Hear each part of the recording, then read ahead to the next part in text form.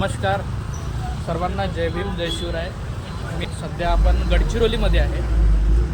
आज सर्वांना माहिती असेल, माझे सर्व स्टेटस होते, स्टोरी होते. आमचा 6:30 वाजता लाडबुद्धा आणि राजकुमार बडोले फाउंडेशन यांच्या संयुक्त विद्यमाने UGC बिलवरती महाचर्चेचे आयोजन करण्यात आले आहे. तत्पूर्वी मी आज गडचिरोलीमध्ये दाखल झाल्याच्या नंतर मला दहिवले सर मिळाले. अहिंसक दहिवले, त्यांचं नाव बघा किती सुंदर आहे.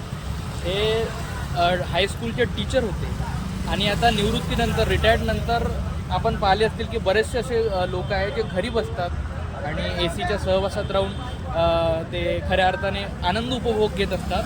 परंतु माझ्यासोबत जे उभे आहेत सन्माननीय दहिवले सर, यांची विचारधारा आहे की रिटायरमेंटच्याही नंतर लोकांपर्यंत खऱ्या अर्थाने शिव फुले शाहू आंबेडकरांचे विचार पोहोचले पाहिजे.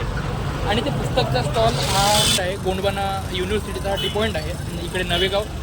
तर तिथं सर काम करत आहेत. आपण सरांकडून जाणून घेऊया की खऱ्या अर्थाने त्यांचा उद्देश काय आहे आणि कशासाठी काम करतात. सांगा सर थोडक्यात.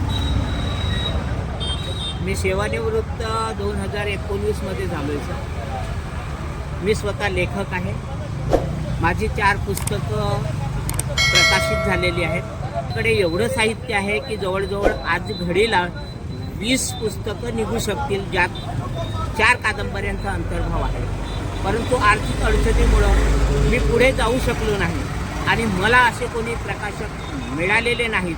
त्यामुळे मला असं वाटलं की आता आपण काय करावं. 4 वर्ष सेवानिवृत्तीनंतर मुलीचं लग्न, मुलाचं लग्न, मॅडमचं ब्रेन ट्युमरचं ऑपरेशन, ह्या सगळ्या गोष्टी पचवून मला वाटलं आपण काय करावं.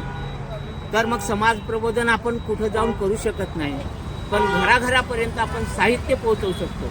विशेष करून फुले शाहू आंबेडकर यांचं साहित्य मी घराघरात पोहोचवण्याचा प्रयत्न करत आहे. तर एकंदरीत हे होते आपले दहिवले सर. त्यांनी आपला प्रवास आम्हाला सांगितला आहे. जेव्हा रिटायर्ड झाल्याच्या नंतरही पुढचा समाज कसा हा सुशिक्षित होईल याच्याकडे वाटचाल करणारा आमचा माणूस म्हणजे आदरणीय अहिंसक दहिवले सर.